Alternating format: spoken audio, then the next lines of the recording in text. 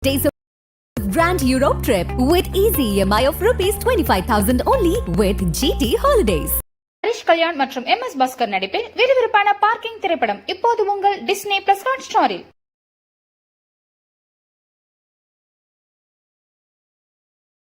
ஹரிஷ் கல்யாண் மற்றும் MS பாஸ்கர் நடிப்பில் விறுவிறுப்பான பார்க்கிங் திரைப்படம்.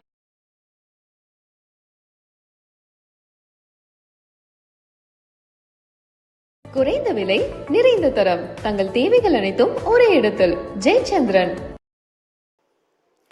So because we're working with many governments and ecosystems around the world, I just wanted to bring 3 very short considerations before we jump into the conversation.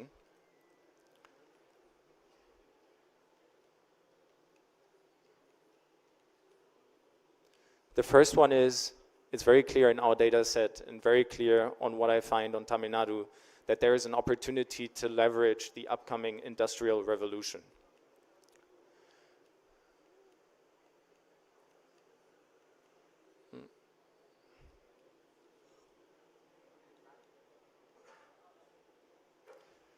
So here you can see in our database over the course of the last couple of years, when we compare traditional tech, software as a service, and tech-enabled businesses to deep tech-related services and deep tech-related products, we're seeing that the share of investment at a global level continues to increase in deep tech business.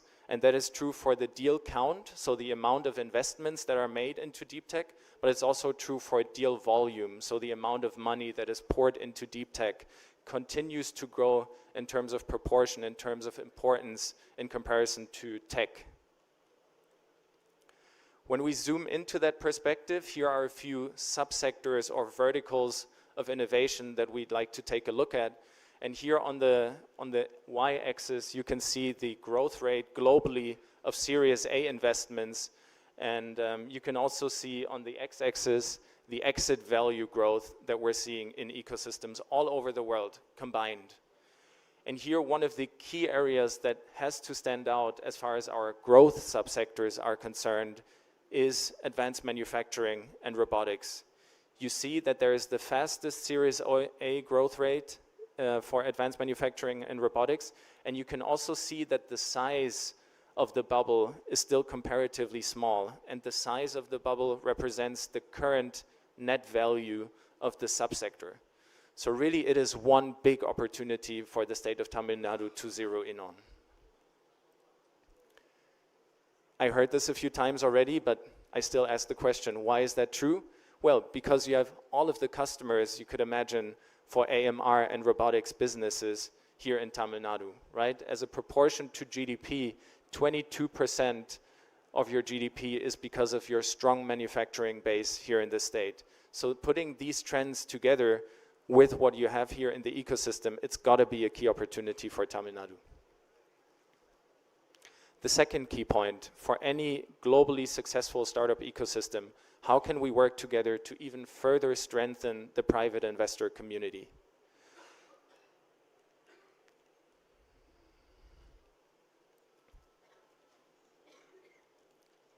I'll just introduce the next slide. There it is. So just in terms of considerations for when we think of improving the state of the private investor community, you always want to keep in mind, what do your largest rounds look like as far as Series Seed and Series A are concerned? And are they large enough in order for our best entrepreneurs to really grow globally? But then you also want to make sure that there are many rounds in the ecosystem, right? You want to have, as a proportion of your startups in the ecosystem, as many seed-funded startups as possible. And from these seed-funded startups, you want to have the highest possible proportion of those companies that then get Series A funding. And as government, monitoring these metrics has been extremely crucial in order for us to understand, where do we need to intervene as government? Where do we need to improve? And then on the funding side, just one important consideration, because we are seeing dozens and dozens of governments focusing exclusively on injecting grant money into the ecosystem. But when you look at these grants, oftentimes they're a capital patch and they're not really supporting the growth and the experience building in the ecosystem. So here on this scatter plot, you can see tons of different dots that represent ecosystems and their share of grant-funded startups and to what extent these ecosystems then are able to produce exits. And when you compare this chart to the next chart, where we have proportion of seed funding startups, you can see that the higher the share of seed-funded startups in the ecosystem, really the higher the likelihood and the performance for us to create fast growth and exits in an ecosystem. So when you think of grants versus private sector capital injection or support, really pick the latter, at least to a greater extent, because it builds experience and it builds mentorship in the ecosystem.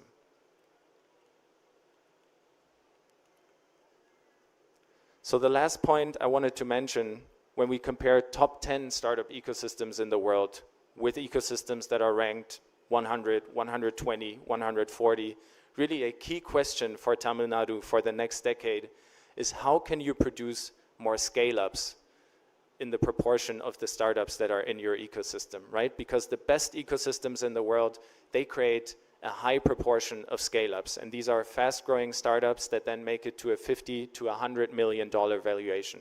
How do you do that?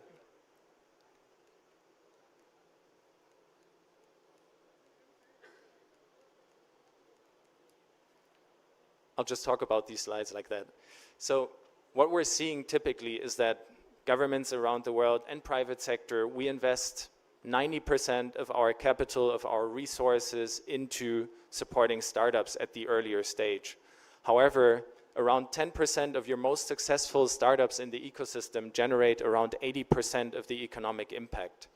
So really, I challenge us together to invest more time, more efforts, more resources into supporting the best of the best companies in really being more successful, faster, building more global brands, more global category leaders, in order for the ecosystem to not only be built from the bottom with our incubation spaces, seed funding, etc., but also build it from the top and create more Zohos, more Kiss Flows, more of these very successful companies in the ecosystem, because they then become what we call pilot companies, or mafia companies, as we call it in Germany, where then many more companies emerge from these very successful companies. So support your ecosystem also by building scale-up support. The last point that I wanted to mention before we jump into the conversation here is that today we're officially launching the collaboration with Startup TN. So we will be very happy to do our share, our part. We're committed to supporting you in any way possible. And starting in 2024, we're showcasing Tamil Nadu as a startup ecosystem in our global startup ecosystem report, sharing our visibility of several hundreds of thousands of readers with your community. Thank you so much.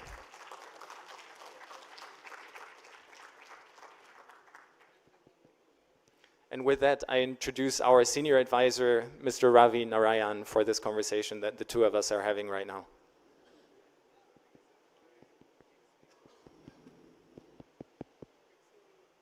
Hello. Thanks, Mark. Dignitaries, thank you very much for inviting Startup Genome today. When Shiva asked us to evaluate the Tamil Nadu startup ecosystem, we didn't know what kind of surprises that we would be encountering. So obviously, as you can see, not only does the usual cities, which is Bangalore, Delhi and Mumbai, feature, but right behind that, we also see that Tamil Nadu is doing some fantastic work which has not been presented to the world, and this is all based on data that we have found. So was that a surprise to all of you as well? Yeah, it's a pleasant surprise. That's the good news.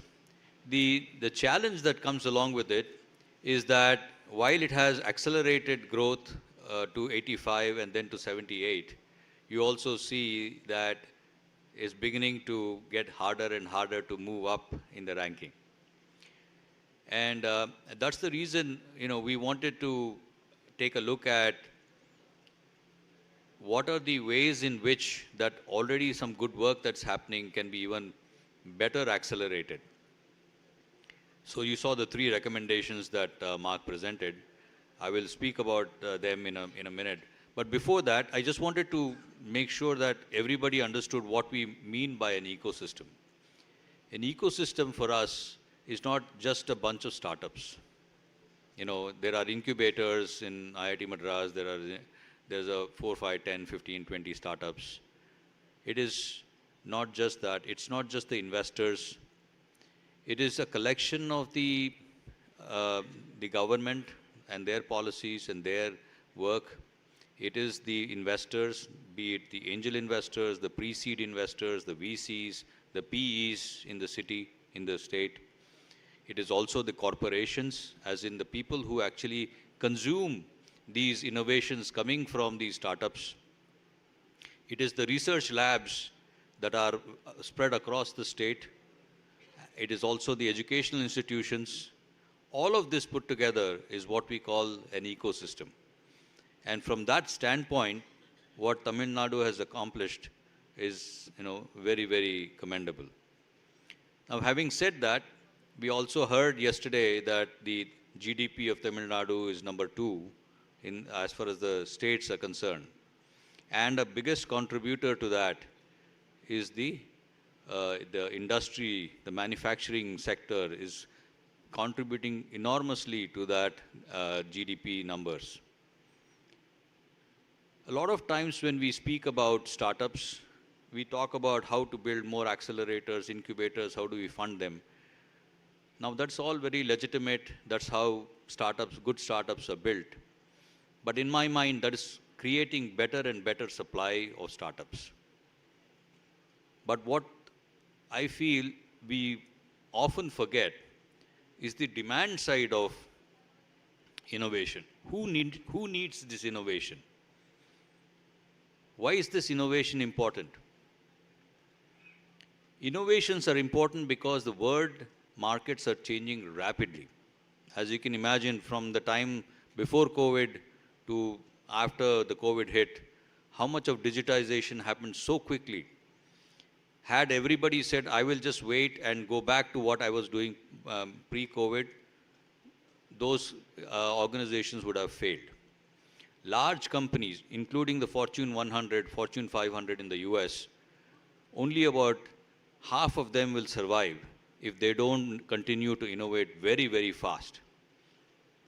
And usually when you have these very large organizations wanting to innovate, they have to actually rely upon the nimbleness, the creativity, the discontinuous thinking that the startups bring to the table. So for them, this is a very important element of their innovation story. In Tamil Nadu, manufacturing sector being so prevalent all the way from Coimbatore to Salem to Chennai, Kalpakkam, all over the place. There's so much going on, be it auto ancillaries or textiles or various others. I think it's an opportunity for them to think about how to bring in advanced manufacturing, how to bring in robotics, how to bring in AI.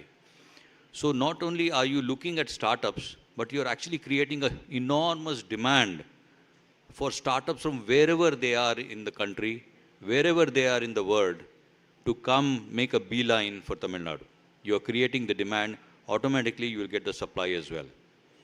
And it's another way of thinking about how to build the startup ecosystem to the next level, because you can actually create that demand. And the underpinnings of this technology to come into these manufacturing units will change the game. And it's not about costs. We can't compete only on costs. We can compete on innovation. And I think that's the key that I would take away, from the first point. Mark? On the first one about the AMR and all that, I think that's what. And then also, there is also the differentiation that we put between startups and MSMEs. We feel that they are completely different sectors. The bank treat them as separate sectors. But I think the line is blurring to where MSMEs can be very, very innovative. They don't necessarily have to be just profitable and sustain and very be capital intensive. They can also be very, very nimble. They can also be less capital intensive and be very innovative as well. So how do we actually think about bringing these sectors together and creating that nimbleness within the economy is a question for Tamil Nadu to think about, because you have a fantastic asset already in place that you need to leverage. And the good news is that some of these questions are top of mind for all of the governments in Europe, in the United States, etc. So there is no ecosystem, no economy that has solved for a really vibrant strategy to introduce AMR to their manufacturing base, for example. So I really see that there is an opportunity for Tamil Nadu to be at the very forefront of this movement. And as you said, Ravi, really have one of the most compelling arguments for AMR to be introduced here, to be applied here, because in the end, startups need customers the most, more than they need venture investment. So it is really a strong argument for the state. And also, if you look at Munich in Germany, Munich has a fantastic B2B ecosystem that has been pretty much put together by BMW. BMW has an enormous presence there, and BMW wants to create themselves as the next generation car company, and that's who has actually promoted a whole lot of things, all the way from IoT to energy efficiencies to EV to all these things. All those startups are making a beeline to this city to make that ecosystem happen. So something to learn from.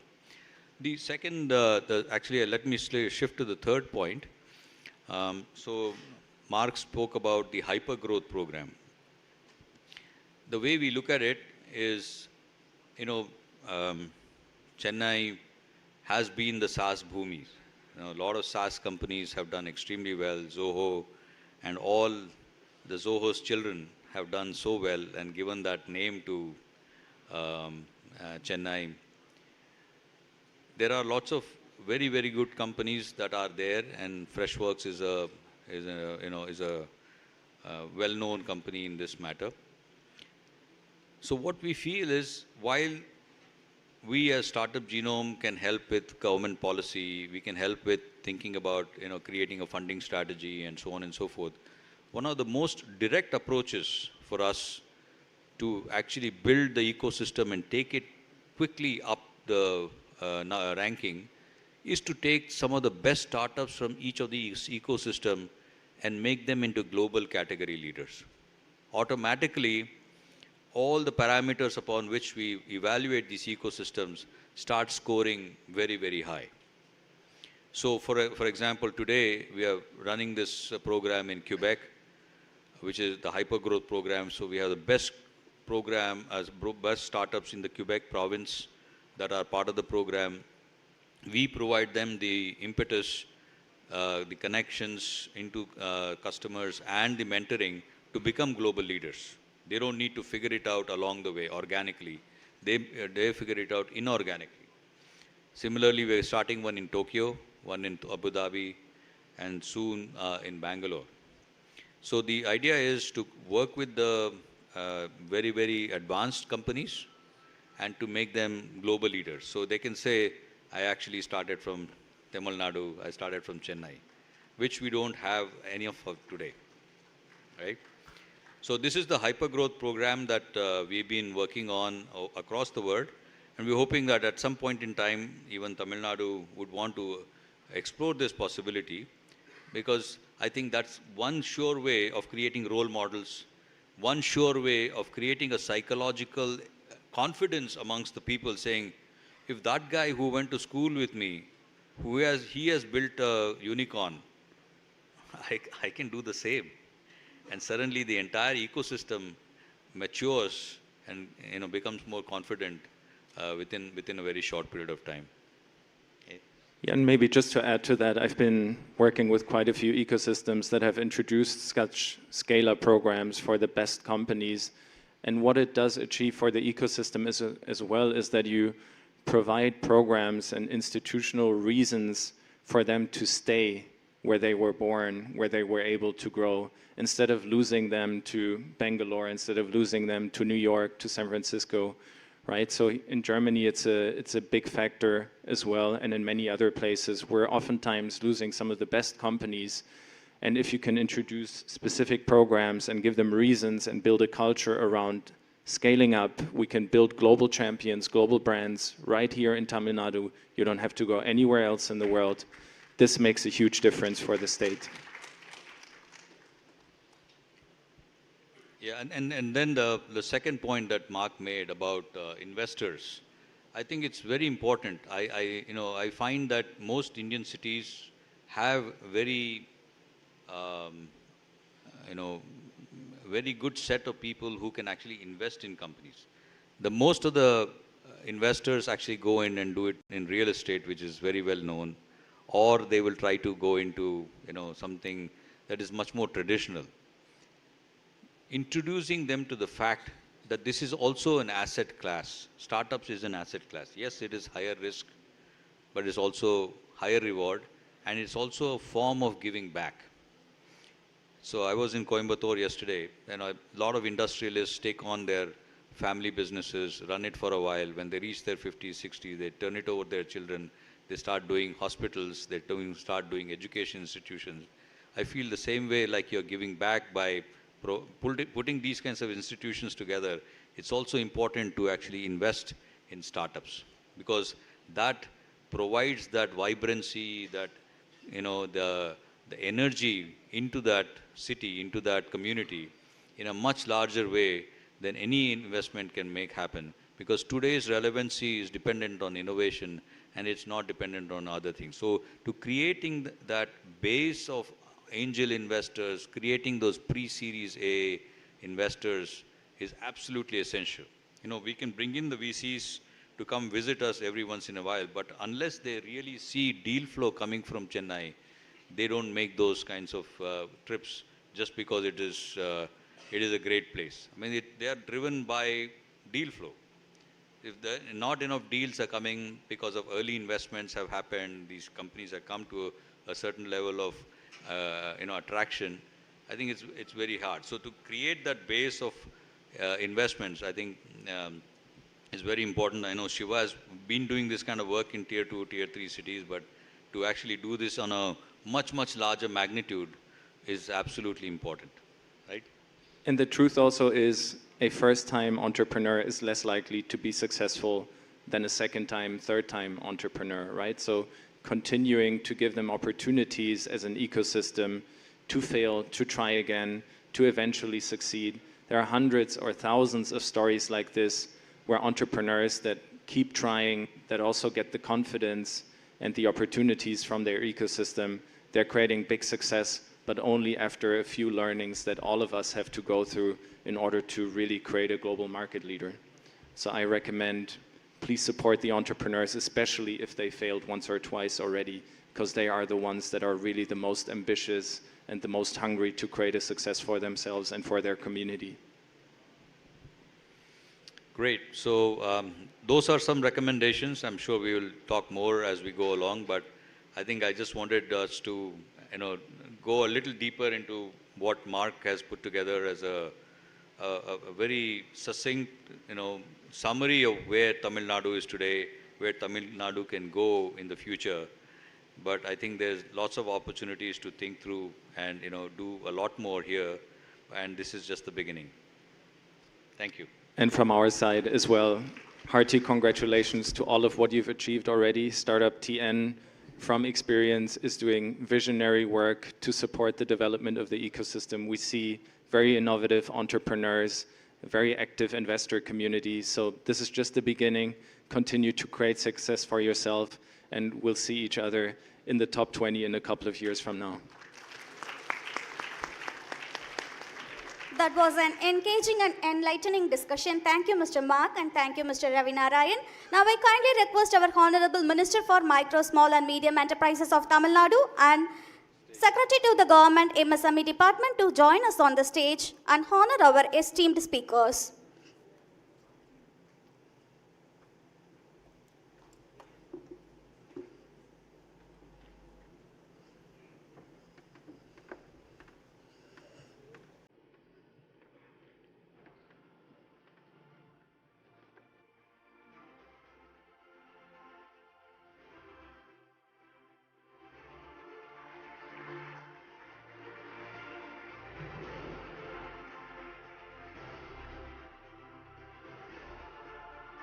Thank you.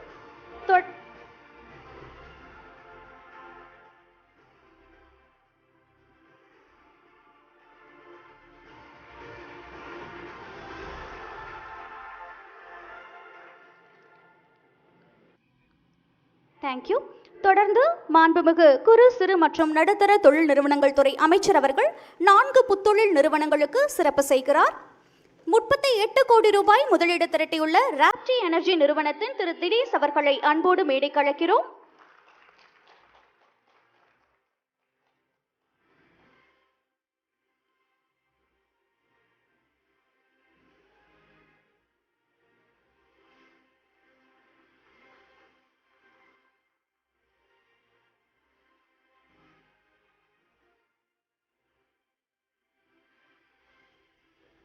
தொடர்ந்து $29.4 million முதலீடு திரட்டியுள்ள super ஓப்போஸ் நிறுவனத்தின் திரு அரவிந்த் பார்த்திபன் அவர்களை அன்போடு மேடைக்கு அழைக்கிறோம்.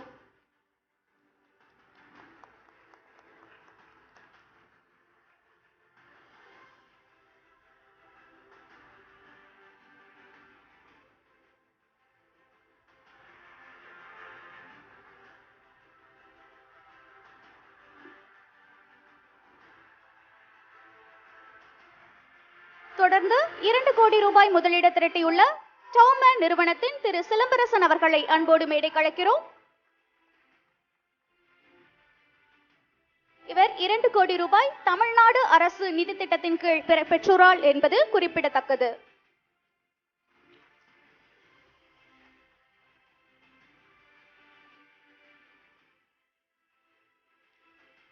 தொடர்ந்து $1.5 million முதலீடு திரட்டியுள்ள fulfilly.com நிறுவனத்தின் திரு அசோக் அவர்களை அன்போடு மேடைக்கு அழைக்கிறோம்.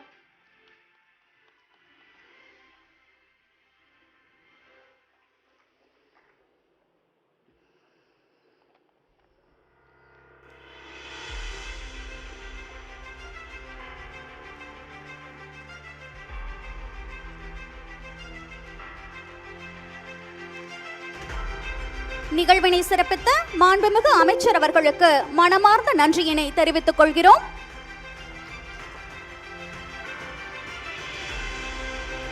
Dear all, it's my absolute honor to welcome a visionary, a leader, and a beacon of innovation in the healthcare industry, Dr. Velumani. He is the brilliant mind behind the groundbreaking success of ThyroCare. After his exit from ThyroCare, he has taken an active role as a lead investor in Startup Tamila, the first television reality show for startup investments in Tamil. I now humbly request Dr. Velumani sir to take over the stage.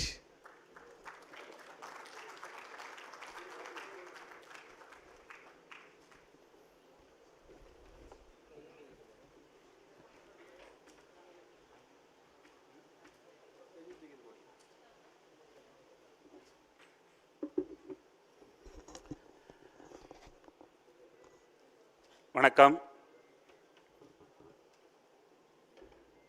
இங்கே எல்லாம் மேடையில்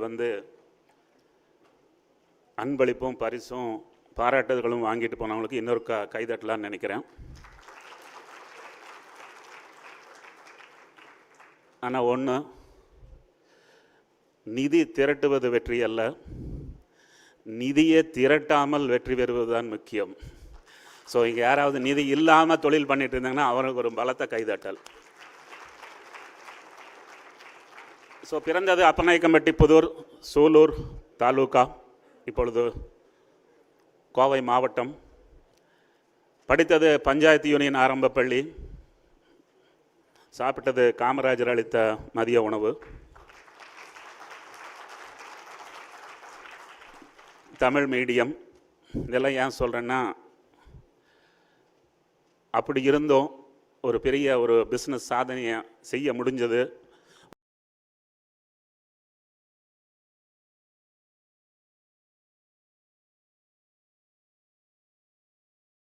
ஒரு 500 ரூபாயை கொண்டுட்டு 1982 மும்பையில் போய் இறங்கினேன்.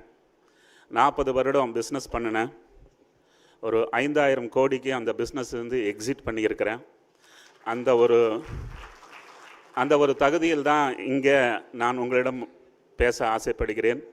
Start up தமிழா என்ற ஒரு ரியாலிட்டி ஷோவில் நானும் ஒரு இன்வெஸ்டராக இருக்கிறதாக ஒத்துருக்கிறேன்.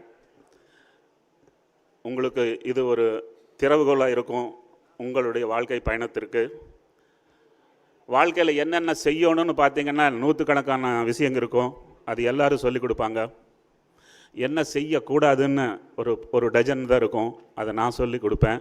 அதனால் ஸ்டார்ட் அப் தமிழா நிகழ்ச்சிக்கு நீங்கள் லாகின் பண்ணுங்கள், கம்ப்ளீட் பண்ணுங்கள், ஜெயிங்க. தமிழ்நாடு தமிழன் வாழ வந்தவன் அல்ல, ஆள வந்தவன். இது உலகத்துக்கே புரிய வைக்கணும். ஸோ எங்கெங்கெல்லாம் சேலஞ்சஸ் இருக்குது, என்னென்னலாம் பிஸ்னஸுக்கு தேவை இருக்குது. ஃபஸ்ட்டு ஒரு ப்ராடக்ட் வேணும். அது சர்வீஸ் ஆகட்டும், ப்ராடக்ட் ஆகட்டும். கஸ்டமருக்கு என்ன வேணுமோ அதுதான் விற்கும். What you think the customer wants may not be the same thing. So நிறைய டைம் ஃபெயில் ஆகிற காரணமே நாம் ஒன்று பண்ணியிருப்போம், கஸ்டமருக்கு ஒன்று வேண்டியிருக்கோம், சீக்கிரம் அதை இன்னோவேட் பண்ணி போகாமல் அப்படியே அதுலேயே உட்கார்ந்துருந்தோம்னா we will not be successful. First is product. 3 things ரொம்ப important: quality, cost and speed. இந்த 3 இல்லைன்னா பிஸ்னஸே பண்ண முடியாது. குவாலிட்டி இல்லாமல் இருந்தீங்கன்னா நீங்கள் எந்திரிச்சு நிற்கவே முடியாது. Quality is must. And a quality at a costlier than the competitor, you will not be successful. A better quality at a cheaper cost only will make you very powerful. Otherwise, you will survive. You will not become the leader. So, quality, best, affordable cost, speed. Order 20 naal, somebody should not be waiting for it. So, quality, cost and speed are the most important. Very often, what goes wrong is pricing. Enna rate வைக்கிறது நம்ம ப்ராடக்ட்டுக்கு. அங்கே தான் very often entrepreneurs go wrong.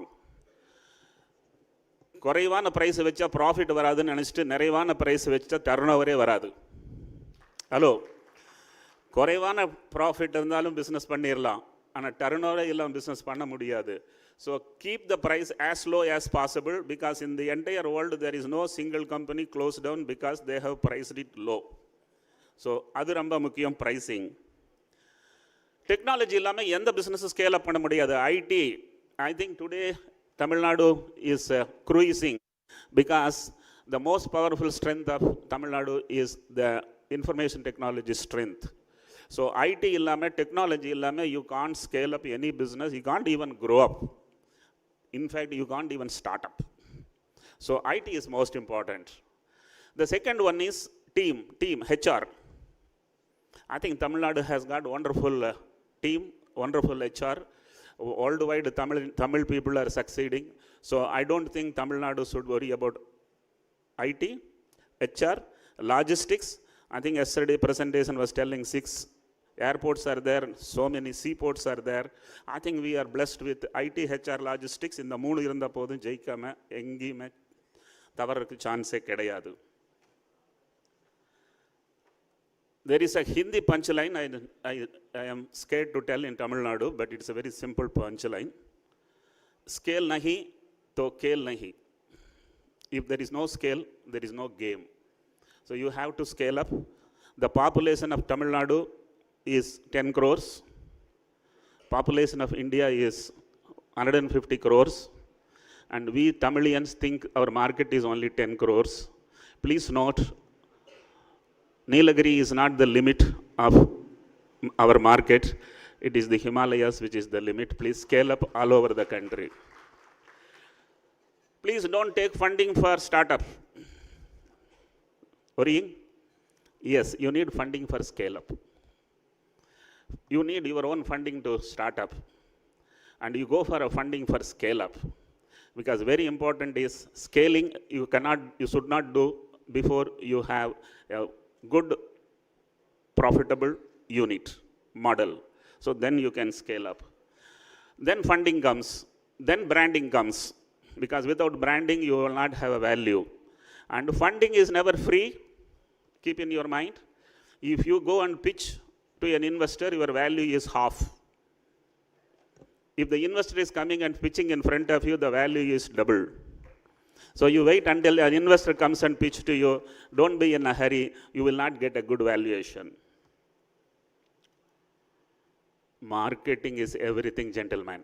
You have the best product, most affordable pricing, and you have capability to manufacture, but if you don't get enough orders, you don't get enough of attention, you cannot succeed in business. Please note, marketing is ultimate and it has to be purely focused on.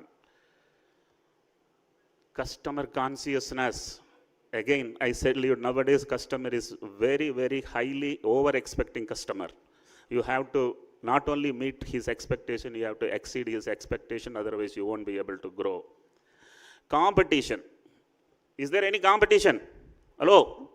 According to me, competition is not there.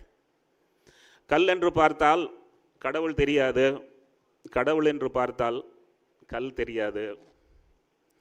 ஆப்பர்ச்சுனிட்டின்னு பார்த்துட்டிங்கன்னா competition கண்ணுக்கு தெரியாது, காம்படிஷன்னு பார்த்துட்டிங்கன்னா ஆப்பர்ச்சுனிட்டியே கண்ணுக்கு தெரியாது. So there is no competition. Price and selling price of the share is important.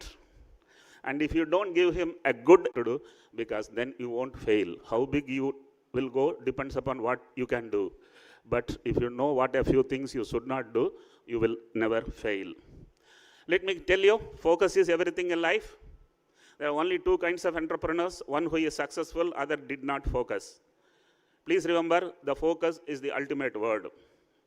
Frugality, no show off. Be crisp. Take money, don't spend. Take money and invest. If you don't know the difference between spending and investments, you probably will never succeed. Be frugal, be powerful. Discipline is everything. There are many guys who think that 9 to 5 I hate. Let me start business. Business is not 9 to 5. It is 7 to 11. 7 o'clock a.m. to 11 o'clock in the evening. And business is discipline. If you are disciplined, you will be the most powerful person. Be a small fortune will become a victim of their own creation, and they are least likely to grow. Happiness. I think ultimate life goal is not to become billionaire.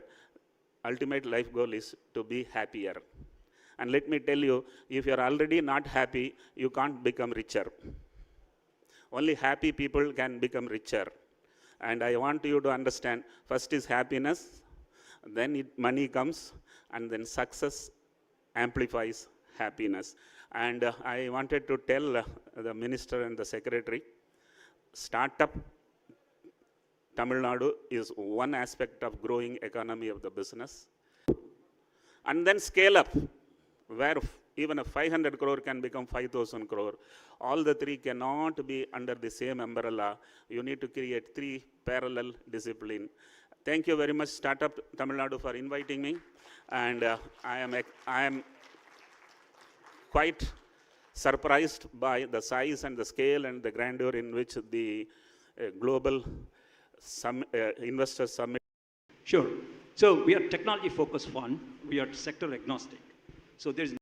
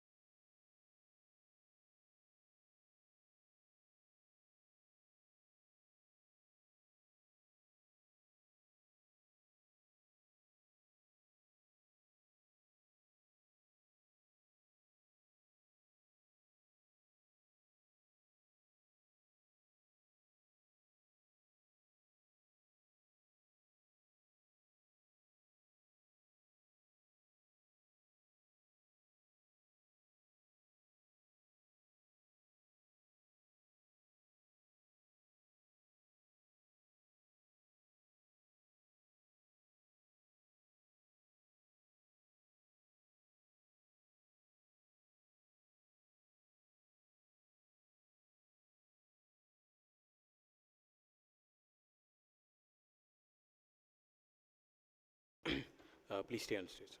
Inspiring as always. So now I request our Thiru Sivaraja Ramanathan sir. Okay. Okay. So now I request, okay, fine, thank you. Guys, there is a quick changeover before as we move ahead for a panel discussion. So I request the committee to make sure the chairs are on the stage. While the changeover is happening, I would request the startups to visit the funding platform of TamilNadu, the TAN Fund. So it's live now. So any startups that is looking to raise funds, so please visit tanfund.in, which is the funding platform of Tamil Nadu. Also, Startup Tamila's registration is still open. So startups who wish to apply for Startup Tamila, so you can register in the official platform of Startup Tamila. So for both the supports, if you need any further assistance, you can reach out to Startup TN through our dedicated service centers, the customer care portal, as well as to any representatives of our team.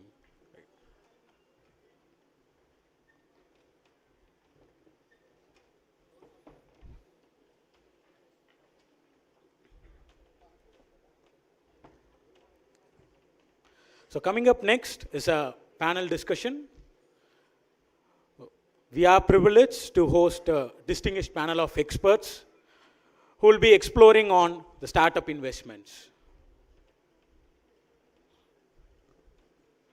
So we have 6 investment experts who will be joining with us for the panel, which will be focusing on the startup investments.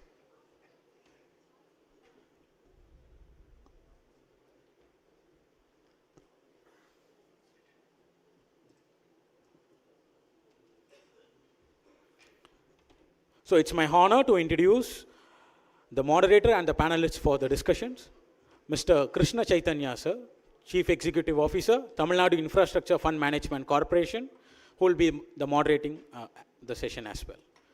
Then Mr. Hari Krishnan, Director, Low Capital, Mr. IAS Balamurugan, Managing Partner, Aniket Capital, Mr. Parak Dole, General Partner, Athira Venture Partners, Mr. Jinesh Shah, Managing Partner, Omnivore, and Mr. Venkat Vallabhaneni, Managing Partner, Inflection Ventures, will be the panelists. So I now humbly welcome our Krishna Chaitanya sir to the dais.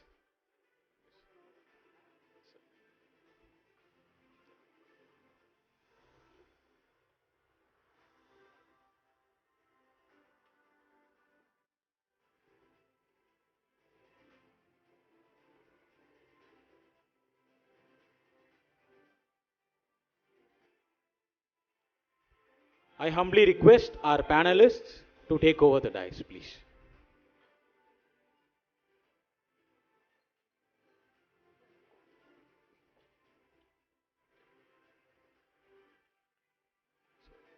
Over to Krishna Chaitanya sir to take forward the discussions, please.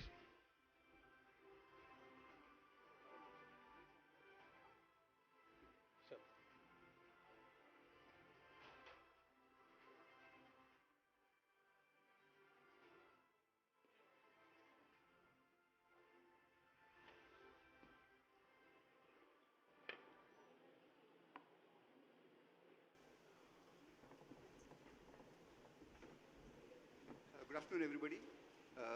Welcome to this discussion on the emerging trends in the VC space and the investment strategies which go along with it. So we have a distinguished panel here. We have leaders in the respective space from the various funds. So before we start, maybe we'll get a bit of a context as to where the global trends are going. So some of the things that are happening is there is, in the global venture capital space, of course, it will be very difficult for us to go to statistics on the venture capital space because the definition of venture capital varies. And, but having said that, the emphasis has been more on sustainability, on clean tech, on artificial intelligence, and some of the disruptive technologies. While some of the trends which have been happening is that the VC investments have gone down in terms of both value as well as volume compared to 2021 and 2022 and 2023. In India, we have also had some reduction in the size, the deal size, as well as the number of deals which have happened. But that being said, we'll just get that as the context. And we'll still have to give it to India and other emerging economies that the emerging market VCs have actually performed better than the global VCs. Or the US and the developed market VCs. So that being said, we just want to go around the panelists and let them have a very quick take about what are the two major sectors and the two major trends that they see in the Indian venture capital space. We'll possibly start maybe from the right to left. And we'll go with a quick take on what would be the two major sectors and the two major trends that they see in the Indian VC space. Thank you. Hi, good afternoon, everyone. Chaitanya, thanks for asking this question. I mean, look, I am a sector-focused fund. I invest in food and agri sector. So, I mean, that's one thing what we believe is working well. But if I take a broader look around it, I think there is a need of a lot of working capital or financing support for the entire country and the SMEs. So that's financial inclusion is something which I think is going to work well. And I think the way the world is moving, the climate is changing. We think a lot of impact around climate. So climate-related technologies or solution is something which is going to work well. I mean, that's what I'll take. Jinesh copied my answer. So, fintech and lending, and probably I'll add software in lending that can sort of ease credit underwriting, collections, etc. So, a marriage of SaaS and fintech and lending, I think that's something that India can be a leader and it can even be exported to the other countries. And decarbonization, again, the global warming, climate change, decarbonization. So these two I would probably call out as big trends. Obviously, AI will be part of both these sort of applications. அனைவருக்கும் மதிய வணக்கம். How much time I have got for this question? 30 seconds. 30 seconds, okay. So, globally, lots of things happening. One big thing is the inflation, interest rate have peaked. So possibly, I think you will have interest rate cycle coming down, which means riskier assets would be chased. So the private markets could do well. So that's one in terms of bigger trend. A couple of things in terms of sectors. So we are not a very sector agnostic, but we are a sector agnostic. But I would personally be keen in terms of space and then the defense side. Thank you. Hi. Let me start by saying that VC industry has been slow this year, but last year I meant. But this is the best time to start venture into startup area in my view, right? So it's going to recover probably later part of next year in our view, and so it's going to go up from there, right? As far as the sectors are concerned, we divide that into two different sectors: mainstream sectors and deep tech sectors. In the mainstream sectors, we focus on consumer tech, probably healthcare tech, fintech, and logistics are the sectors we focus on. And AI, artificial intelligence, with whether it's Gen AI or otherwise, it's going to be the focus, and it will move into mainstream as well. And as far as the deep tech is concerned, one is material sciences is something we look at, and space tech, and healthcare, especially on the biotech, biopharma side of it, is something which are very, very interesting to us as well. Thank you. Parag? So we are on our fourth fund, and traditionally what we have done is basically consumer internet and software as a service. In the last 5 years, I would say, maybe even less, deep tech is an area which, as Venkat mentioned, is getting more and more focus. So things like space we have done our robotics company, We have done a augmented reality, virtual reality kind of a company, electric vehicles. So those kind of areas where it is not just software, software adds to the hardware or the sensors underlying that, and they are getting commoditized, but software adds value. That's where we see the potential going forth. Thanks. So, Venkat, we see from your portfolio, from your website, that you have straddled across different sectors, from artificial intelligence to consumer tech to health tech to ed tech, and the tech seems to be the common suffix or the second part of the word, but there are the prefix is a sector in itself. So when you evaluate a transaction, how do you really go with the dimensioning? You look at the tech side of it prominently, or the other side. So how is it that what are the top 2-3 areas that you want to look at? I mean, because most of the audience, I think, would be either some of the entrepreneurs or angel investors or something. I think that could be helpful. Sure. So we are technology-focused fund. We are sector agnostic. So there's the space which they've created in this country.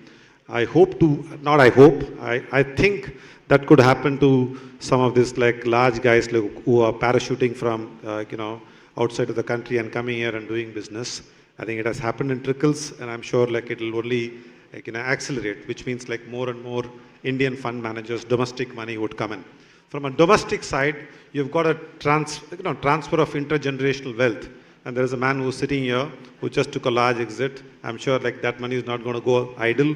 He's going to look for good fund managers to put it back, which is like, I think by itself like is a large money. So I think, the capital which is going to come like from a domestic side, both from institutions as well as like I think from investors like Mr. Velumani, it's going to be pretty large. So you would have like, periods of like, I think this so-called funding winter. But as Parag said, like, on the early stage, it's still active. And Series A stage, like, I think people took a little bit of backseat, but I think it'll come back again.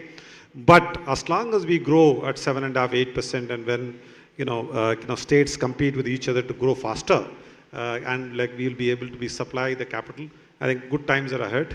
Even SME IPOs have done well. Like, I think a couple of our angel companies, we could go unlisted there, get exits. So I think it will make domestic managers more active. This is what we feel. I don't know whether I've answered the question, but I just thought I'll just give you a context of like what we think from an Aniket side and how we are wanting to build this institution. Thank you. Okay, thanks. Thanks, Bala. I think we are running short of time, but we'll have just one very quick rapid-fire round. I'll possibly start with Venkat. So you have told about your interest and the problem solving, and considering that we are at Jim here and Tamil Nadu more specifically, what do you want the entrepreneurs what do you want to look for in terms of the deals from entrepreneurs in Tamil Nadu? A very quick take, please. Sure. So we invest 40% of our fund in deep tech and 40% in the enterprise and rest in growth. So as far as deep tech is concerned, space, healthcare, which is basically biotech side of it, material sciences, as I said, these are 3-4 sectors we look for. But I know we invest anywhere from 3 to 5 crores to start with and stay with the entrepreneur up till 50. Shake, go on. Shake, and shake, shake,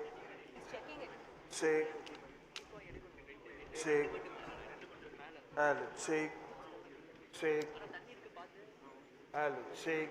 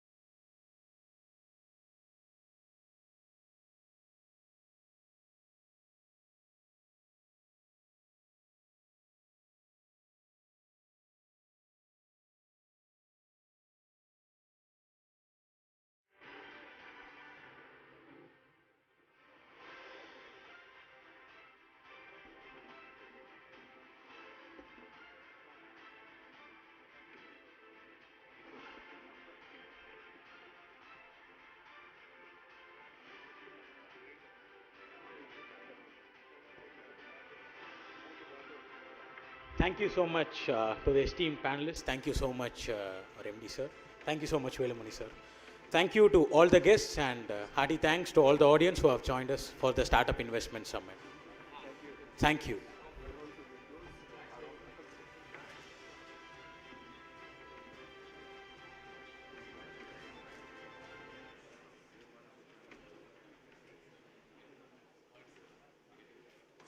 Shake this. Hello. Shake this. Shake. Company that's powering a lot of banks in the country and globally as well. So I think this trend can continue in cutting edge areas, more like blockchain, etc. You can leverage both the fintech and SaaS talent and go in there. And one more trend I'm looking forward more from Chennai or Tamil Nadu is more of EV. Given that automobile has been a sort of a very success story and a lot of talent here, naturally EV could be leveraged from the state as well. Yeah, thanks everybody. I think owing to the paucity of time, we need to really end it here. But Jinesh, we did. Yeah. So thanks for this. We now the audience knows who to corner after the end of this session. Unfortunately, we can't take the Q&A, but I think you know who to corner and to get the answers from. Thank you. It's been a lovely panel. I wish to thank all of you for the same. Thank you. Please give a big round of applause.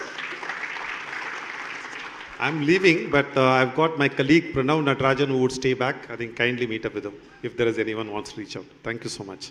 Thank you. Thank you. Thank you so much, sir. I request the panelists to please stay on the stage. Now I request our Mission Director and CEO, Thiru Shivaraja Ramanathan, sir, to join us on the stage.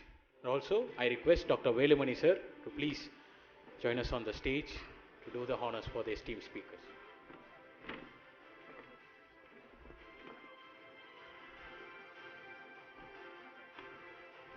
I request our MD and CEO to please honor Dr. Velamani, sir.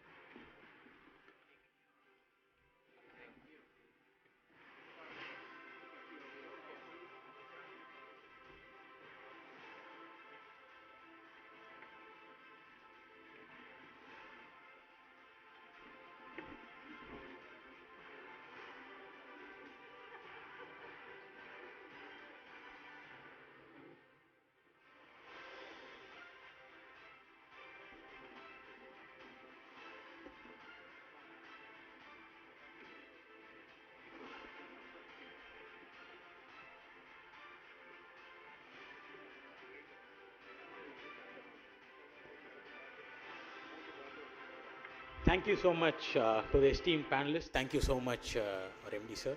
Thank you so much, Velamani, sir. Thank you to all the guests and hearty thanks to all the audience who have joined us for the Startup Investment Summit. Thank you.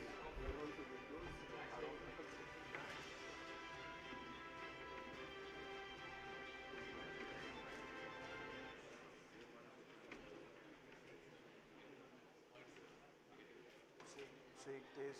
Hello. Shake this. Shake. Hello. Shake. Go on. Shake. Hello. Shake.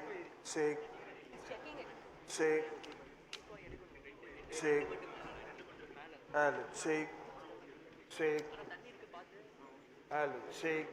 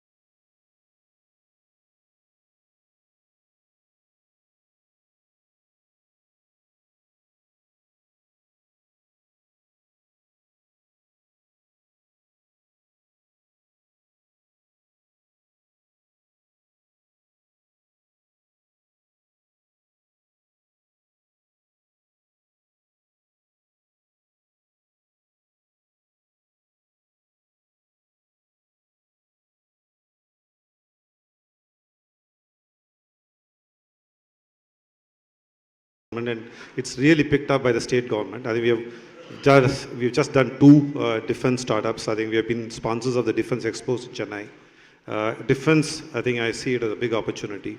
Engineering services, like the state is known for auto engineering services, like we have picked up in other engineering services. Need not be restricted to the country. It could be even exported. I think we've got a lovely young boy like who's going to do solar-based engineering services to US and rest. I think we almost signed up. I think should happen in a week or 2. So I think we think SaaS is like very on the higher side, which we don't understand as a firm. But there are areas in which we understand, which we think it's a local, play for the TamilNadu industry. So where we would continue to do a lot more in the years to come. So that's how we are planning ourselves. Where there is lesser traveled and where there is a local flavor, I think we would continue to be there. Thanks, Bala. I think that's good to hear. Coming back to you, Hari, in your space, the same question. Again, with the fintech sector, people saying that whatever had to be done has already been done. So in Tamil Nadu especially, do you see some opportunities, and how do you really see them, and what can we expect from you in, let's say, 2024? No, definitely. I think a lot of good things, foundations are there already in Tamil Nadu. For example, Equitas as a bank in our portfolio became public listed. We see M2P, which is a fintech SaaS company, again leveraging SaaS talent of Tamil Nadu and Chennai. M2P is a leading fintech infra company that's powering a lot of banks in the country and globally as well. So I think this trend can continue in cutting edge areas, more like blockchain, etc. You can leverage both the fintech and SaaS talent and go in there. And one more trend I'm looking forward from Chennai or Tamil Nadu is more of EV. Given that automobile has been a sort of a very success story and a lot of talent here, naturally EV could sort of be leveraged from the state as well. Yeah, thanks everybody. I think owing to the paucity of time, we need to really end it here. But Jinesh, we did. Yeah. So thanks for this. We now the audience knows who to corner after the end of this session. Unfortunately, we can't take the Q&A, but I think you know who to corner and to get the answers from. Thank you. It's been a lovely panel. I wish to thank all of you for the same. Thank you. Please give a big round of applause. I'm leaving, but I've got my colleague Pranav Natarajan who would stay back. I think kindly meet up with him if there is anyone who wants to reach out. Thank you so much. Thank you. Thank you. Thank you so much, sir. I request the panelists to please stay on the stage. Now I request our Mission Director and CEO, Thiru Shivaraja Ramanathan, sir, to join us on the stage. And also, I request Dr.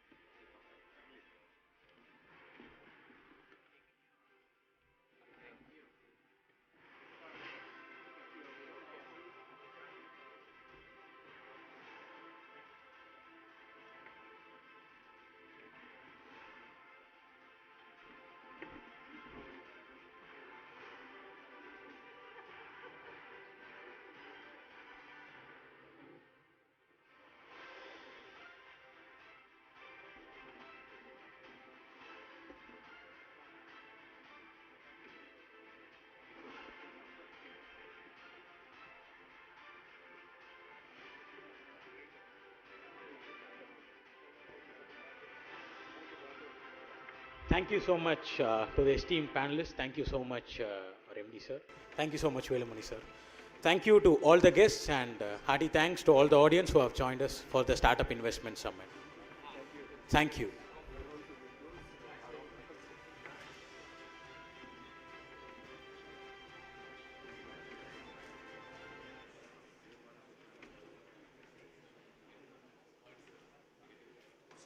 Shake this. Hello. Shake this.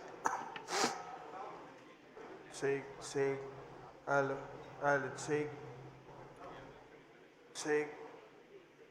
Shake on.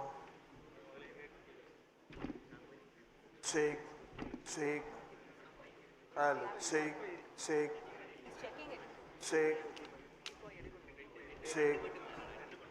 Hello. Shake. Hello. Shake.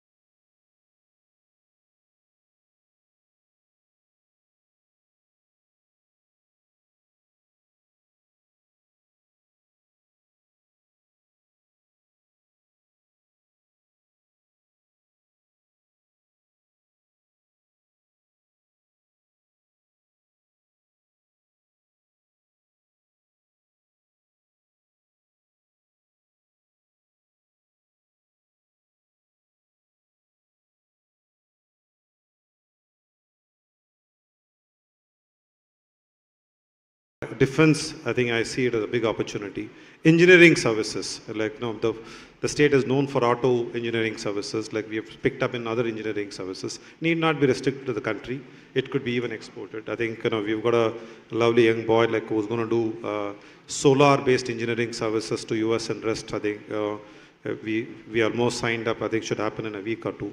So I think we think SaaS is like very on the higher side, which we don't understand as a firm. But there are areas in which we understand, which we think it's a local, play for the Tamil Nadu industry. So where we would continue to do a lot more in the years to come. So that's how we are planning ourselves. Where there is lesser traveled and where there is a local flavor, I think we would continue to be there. Thanks, Bala. I think that's good to hear. Coming back to you, Hari, in your space, the same question. Again, with fintech sector, people saying that whatever youth of India, 10.9 million followers on Twitter. You want to read the mood of India? You check his Twitter handle.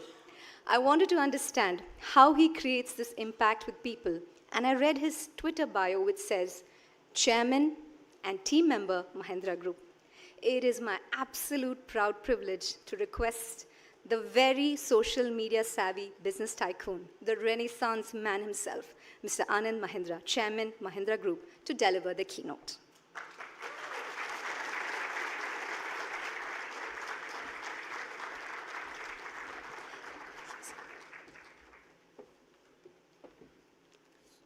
Sorry, away your place.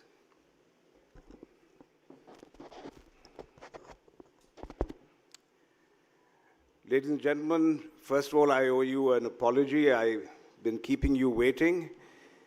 The flight from Mumbai was delayed, and I should blame the traffic on the way here, but I know that you're going to say I'm partly responsible for the automobiles on the road. So blaming the traffic is a very hazardous thing for me to do, unfortunately. As all speakers say, I'm very delighted to be here.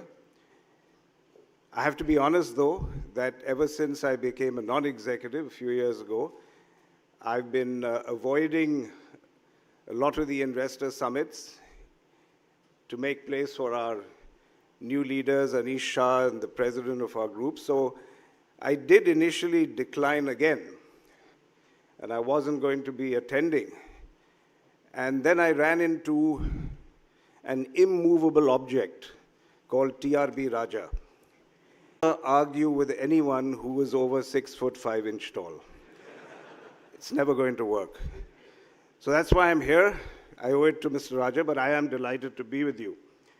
Now, his height is also, in a sense, symbolic of the towering presence of Tamil Nadu in the Committee of States in India. And I say this from personal experience. My only goal here today, in the few short remarks I'm going to make, is why I think Tamil Nadu is an outstanding business destination. And like everybody else, before I came here, I looked up ChatGPT for some help to find out what it would tell me. And to be honest, the answers were very useful. It said, robust infrastructure, skilled workforce, well-developed industrial zones, ports, power supply, strong educational system, and then the list went on and on. And these are all accurate. They're good reasons. Now, after that 5-minute interaction, frankly, I could have found a perfectly acceptable address to give you here, drafted entirely by ChatGPT. But the fact is that what ChatGPT does is it aggregates data. What it doesn't do, and what a human being has experienced and concluded about Tamil Nadu, that's what it doesn't capture. So I have to say, on the subject of AI, I am ultimately a believer not in artificial intelligence, but in human wisdom. And human wisdom that comes from experience. And when you trust your own experience, a very, very different speech emerges. Because as I said, AI is a very superficial collector of data. But life and truth is not just about data. It's about the stories that we experience and that we create.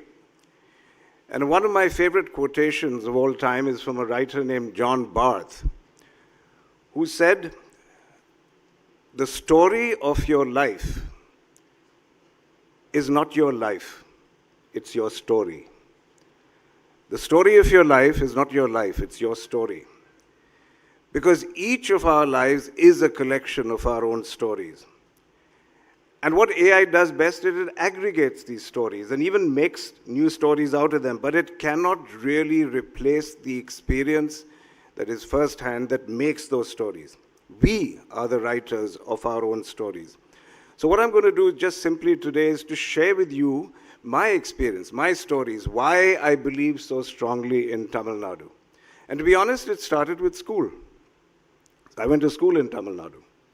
I was in the Lawrence School in Lovedale in Ooty, or Udagamandalam as it's now called. And it was a wonderful school. It was not a private elite school. It was owned by the government. It was very strong military training. Can't say I always enjoyed that.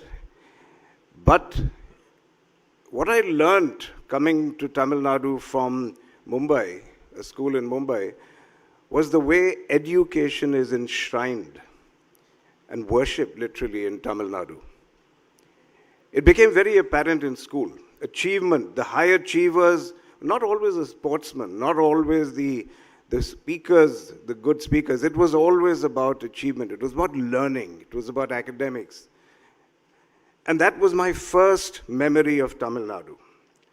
Let me jump ahead to far ahead to when we collaborated with Ford in the mid-90s to set up Mahindra Ford here in Chennai. Why? And I recall vividly that our team was concerned at that time about the famine of investment, industrial investment in Tamil Nadu in the mid-90s. I'd leave the reasons for that a little vague for the moment, but let us say it was not the prime choice. If you just trotted out reasons of infrastructure, power, government support, and so on. And we were looking at states in the north, and it was the Ford team, I have to give them credit, the Americans who didn't know much about India, who came in and said, you know, we really seriously need to look at Tamil Nadu. And the reason they said this was the quality of the human resources here. They just said the engineering skills, the people. And they talked about their visit here and just the energy they saw and the education that they saw. And we at Mahindra have always valued that and learned from that. And as I said, it took almost a kind of a foreign team to show us our own country. The next story is when we set up Mahindra Research Valley in Chennai. Again, I must tell you, this was a very personal decision I took. The head of R&D at that time wanted a research valley. He said, we don't have a factory in Chennai. So if we put up a research center, it ought to be near a factory. That's the best synergy you get. And I remember I was in a minority, but I kept talking about the Ford experience, and I said, look, if research is about talent, and intelligence and creativity, then we have to go where that is. You do not go by the old shibboleths of being near a factory. You want resources, you go to the face of that talent mine.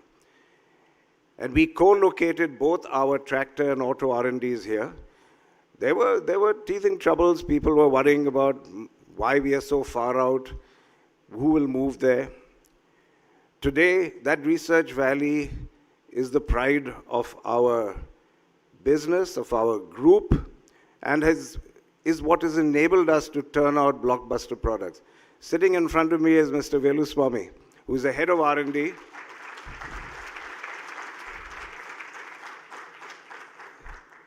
Velu is a story in himself.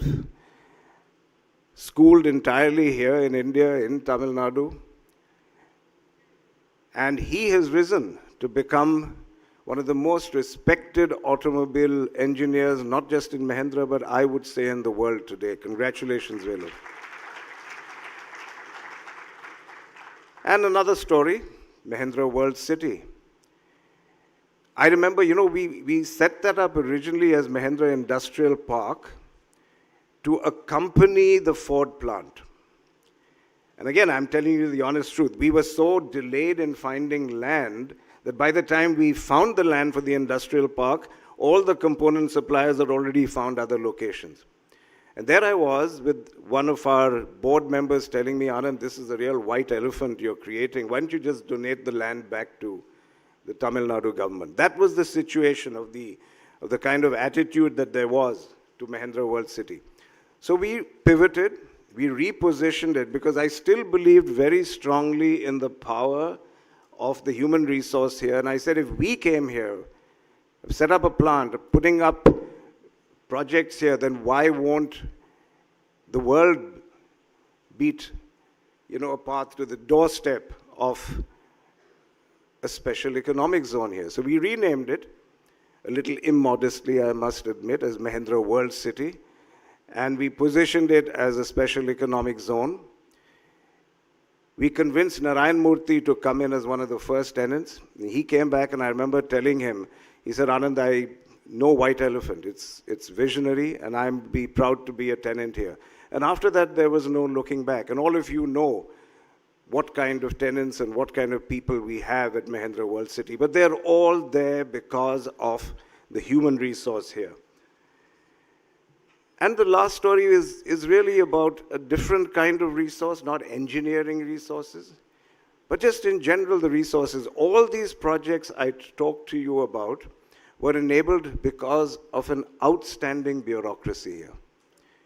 Whatever political regimes came and went here, the bureaucracy here was simply outstanding. Very supportive, always with you. They were the people who enabled and facilitated and stood with us as we had teething troubles through all our projects. Once again, this is exemplary of the kind of resources here. I don't know whether you know, but Shaktikant Das was with the government here at that time, heading the guidance agency. Today he's the governor of the Reserve Bank of India, which I'm proud to sit on. And he and I often reminisce about the days here and how we facilitated our coming in. So that's what Tamil Nadu seems to do. Shaktikant is not Tamilian, he's from Orissa, but Tamil Nadu has the ability to take people, provide an environment in which people bring out the best in themselves. So the lesson that I draw from all these stories is that while infrastructure, ports, power supply, and things of that ilk are hygiene factors, and that technological advances like AI are important, it's always the quality of the human capital that matters. And that's why I'm not at all gloomy about the prognostications that AI will one day take over from human beings. Technological change is always frightening. I mean, even as far back as the ancient Greeks, Socrates disapproved of the idea of writing because he believed it would affect the human being's capacity to memorize. And yet, writing turned out to be one of the most seminal developments in human history. It enabled the capture of ideas, the spread of knowledge, and the freedom of expression. It was not writing itself, though, that created this impact. At a certain stage, everybody could write. Writing changed the world because it became a tool for exceptional people to create literature, philosophy, knowledge. In short, human capital added value to the technology of writing and used it to enrich its master. So AI will become the companion to the creative process, not its master. And to end, well, finally, the quality of human capital in Tamil Nadu is outstanding. Singularity, that state, if it ever comes, will probably come last to Tamil Nadu because of the strength of the human intelligence that you nurture. And that quality is your Brahmastra. But you know, the Brahmastra is meant to be a weapon that has the power of devastation. But on the other hand, the TamilNadu Brahmastra is a weapon of empowerment. It's going to ensure that the power of human capital pushes new frontiers and makes the world a better place. Thank you for your patience, and I now look forward to my fireside chat with Horma Sorabji.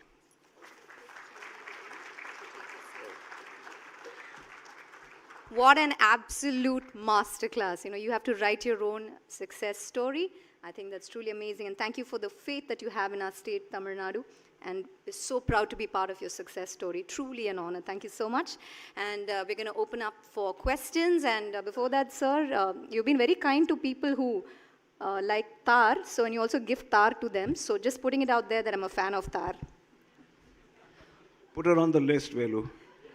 Thank you. All right, we're going to open this for questions. So I request the audience, introduce yourself, keep your questions really brief, put your hands up, and our volunteers will reach you. Thank you.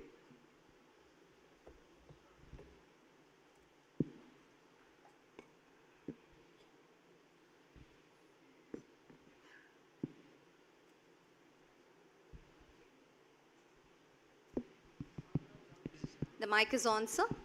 Yeah, this one is on. Thank you. So we are from SN Auto. We are doing car dealership for last 35 years, and we used to sell Mahindra cars. We sell hundreds of Mahindra cars in last 30 years. And we have our own YouTube channel. Our YouTube channel name is SN Auto Consulting. So my question is this, sir. We used to sell a lot of Mahindra cars, but the second-hand Mahindra car market in the showrooms is not much, I can say, not make our automobile industry more effective.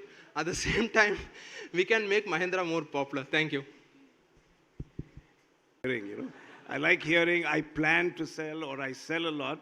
So I want to, first of all, spend a lot of time with you, to be honest, apart from being lighthearted, as to why you are in the used to genre. I want to know what made you abandon us. And that would be my case study, because I always like to get learnings. I like to get my money's worth out of events like this too. In my own personal carriage, I have 4 Mahindra cars, sir. I have 4 models of Mahindra cars. Let's stop right there. That's nice. That's a nice note. Maybe I don't want to know anymore. Right. No, but thank you. But seriously, I think every time somebody says, I used to, but I don't work with Mahindra anymore, then I'd like to know why. That's the only way we will learn and improve. So I would very much like to have a conversation with you. All right, we'll meet you offline. All right, next question. Sir, I'm Janti from Industrial Economist magazine. So at Mahindra, you have successfully transformed your ICE line into an EV line. How do you foresee the automobile industry changing? Would we have, when hydrogen comes, would there be another change? And how does this concept of circularity come down to MSMEs? Can you please highlight? Sorry, the last part I didn't The hear. concept of circularity, how can it trickle down to MSMEs? Well, you know, to be honest, we haven't made the transition to EVs yet. Velu is in charge of that. So we've got a blockbuster lineup coming. I'm so excited about it, I have to tell you. I think all of you are going to be pretty astonished by what they are turning out. But we haven't done that yet, so let's not count our chickens before we've hatched. I think what we have done so far is to build a world-class engine line here, not just for diesel, but gasoline. People might have forgotten that at one point people said Mahindra knows how to make only diesel cars. And it was this gentleman and his team here, and Hormuz has come to me before and said, I never thought you guys would be able to do it, but kudos to you, you have. So we've made a transition before. And when I joined in 90 and was heading R&D, at that time the momentous decision was how to change, or whether to use DI engines or to use IDI engines for diesel. Those were the kinds of trade-offs you always have to make. So, you know, the change of a powertrain, to be honest, is something I have done before, seen happen. What I think we have to make sure is that we design products that are exciting, create a brand that is aspirational. That goes well beyond powertrains, whether they are diesel, gasoline, EV, hydrogen, whatever. All I can assure you, when I look out at the future, there might be one Tesla that will come in and capture the world's imagination in the cusp of a transition of powertrains. Otherwise, I believe the auto business will always depend on how you capture the mind of a consumer. Because a car is not a powertrain for you. A car is an expression of who you are. You are not an EV. You are not a diesel engine. You're not a gasoline engine. You're a personality who's choosing a car because the car's personality mirrors yours or expresses who you want to be. That's the real challenge of car companies. And I don't think that's going to change in the future. So I'm not just avoiding your technical questions for that reason. I'm saying that Mahindra will find ways to always be in the forefront of any powertrain that consumers want or that the planet needs at any point in time. Let me stop there. And circularity, sorry, it's a very important issue. You know, there's a scope 1, scope 2, and scope 3 when you look at your sustainability levels. And we are working very hard. In fact, Abanti, our head of sustainability, is here. She wears that hat amongst others. So if you can catch her after this, she will tell you. But she will confirm that for us, getting to that next level of scope is very important because ultimately we buy over 70% of our components from outside. So we cannot trumpet being sustainable unless we have made our entire ecosystem sustainable. And that is a prime goal for us.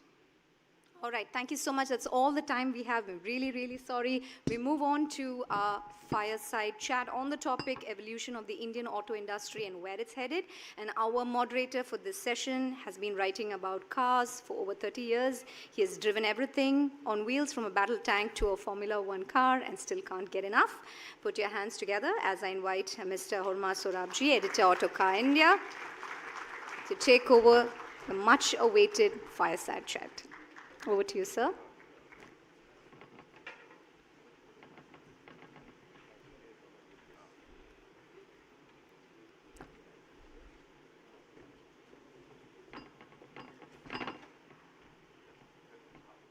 Audience, if you've been enjoying our sessions, we look forward to hearing from you on social media.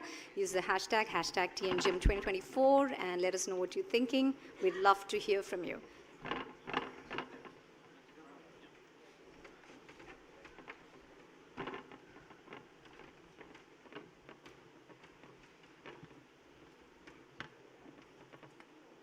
All right.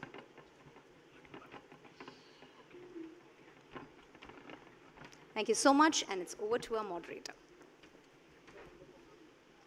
Thank you very much for having me here. It really is an honor to kind of moderate this fireside chat with someone who I've admired, respected for, I think, 30 years. And then we go back that long in case... But you never told me 30 years ago that you respected me. Well, I hardly met you at that time. I was a cub reporter, and there you were.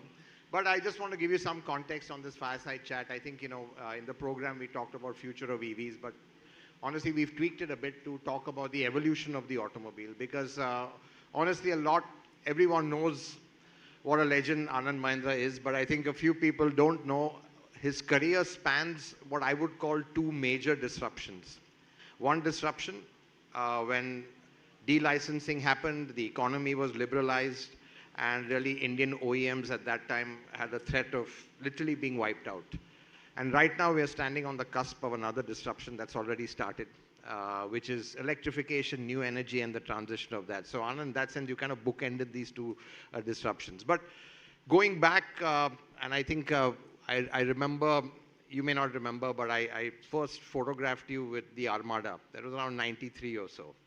And that was the year of delicensing, and you were really worried. Would you manage this kind of, let's say, onslaught of global OEMs? And 30 years later, I think it's fair to say that Mahindra has never been in better shape.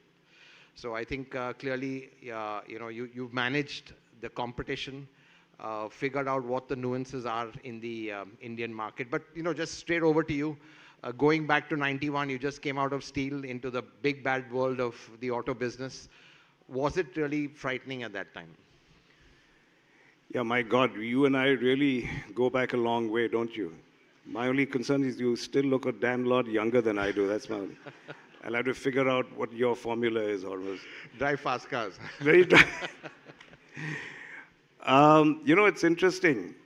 I started my career in one of our companies called Mahindra Eugene Steel, which was an electric arc furnace alloy steel producer. And when I joined, it was 81. And at that time, ironically, even though the government was still mired in a license raj, for some reason they opened up licensing to mini electric arc furnaces.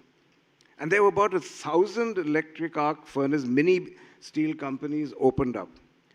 So when I came back from business school, I was hit by almost a mini liberalization. Nobody knows that. So I actually I cheated. I got experience in what happens when you liberalize an industry. And Mahindra Eugene, from having a profit in 81, almost equal to Mahindra and Mahindra's at that time, went to losses for the next couple of years. I won't go into a PhD on what we did to survive there, but all I wanted to tell you was that the mindset is very important. If you go in with a mindset, oh my God, the world has changed, I better get out, it's not going to work, odds are against us, you're going to fail. I had the advantage of having navigated an earlier company out of a similar crisis. So I knew you can survive.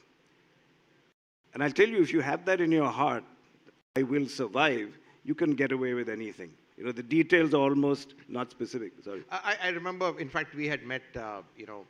Keshav Mahindra in your office, and I remember him saying that he literally said the government, don't open up completely, do it slowly. And then he finally said, thank God they didn't listen to us. So literally it was a kind of trial by fire. But at that time it was the joint venture route. You had everyone coming in, and that was one way of trying to kind of, let's say, compete. Obviously that didn't work. And then, just run us through how it was, because clearly joint venture, then you developed your own capabilities. You got in the right talent. As you said, Velu, he's my guru as well. And clearly, I think building the people, the team, was that really the kind of secret sauce? Yeah. Let me go back to one other thing which is very interesting. So in 91, when I joined, again, we were faced with liberalization. In fact, I began to worry whether I was the Panoti person that every company I joined went into a dive for a minute, But it helped my career because it allowed me to always go nowhere but up. But I'll tell you, when I joined, one of the largest consulting companies in the world came to me and said, you better get out of automobiles, because you don't have scale, you don't have technology, no chance you're going to survive with the world's automakers who will come into India. Stick to tractors, you're the market leaders, India has scale there. Give up every other business except tractors. And I recall when we did the Mahindra Ford joint venture, I was driving the Ford Escort plant out of Marimalai Nagar here. Jack Nasser was with me, who was at that point number 2, became CEO. And he said, Anand, there are only going to be 5 car companies 10 years from now that will survive. I have to admit, when I met Jack about 5 years after that, or 10 years after that, somewhere in a restaurant in London, I was a little cheeky. I said, Jack, I still have my job. You don't have yours. So, the best. But Anand, I think that I'll come to your questions about the team. So it's funny, you said your route, even then our route was joint ventures. I used to use an expression, and I think in one of my interviews with you, I told you, Hormuz, that the joint venture with Ford was a kind of hedge. It was a mothership strategy, I called it.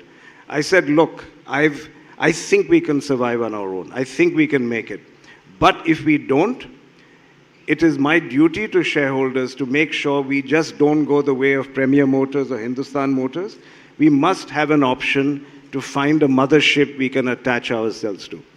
So it was a marriage of convenience. Ford wanted, quote unquote, an escort service. We used to joke into India. That's why the Ford Escort model, we used to joke about it.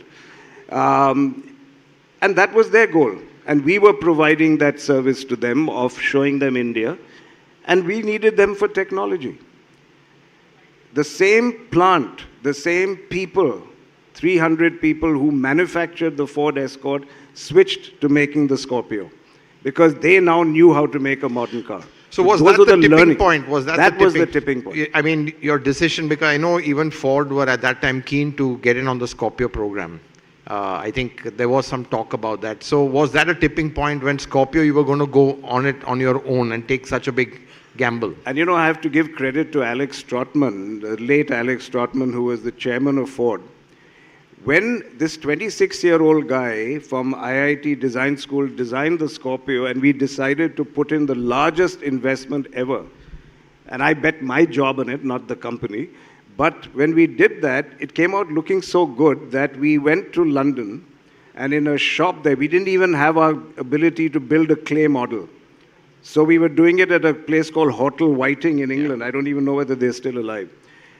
Alex Trotman, Wayne Booker, Jack Nasser, the top 3 people, and the head of their R&D came to see this car. They got so excited by seeing the clay model of the Scorpio that Wayne Booker turned to Jack Nasser and said, Jack, let's send 30 engineers out to Mahindra in Nasik to help them build this because it looks nice. And Trotman said, no, we will do no such thing. Because if they are able to produce it with the very microscopic number of engineers they have, if they are able to produce this for 600 crores capex, we should be learning from them.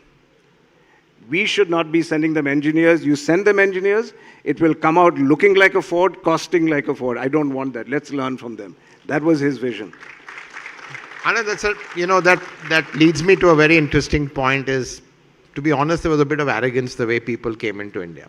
They all thought that after being fed obsolete technology, they'd come with the latest brands and just, wipe the market. Obviously, that didn't happen. A lot of them packed up. Ford's gone, GM's gone. Peugeot went packing at that time as well.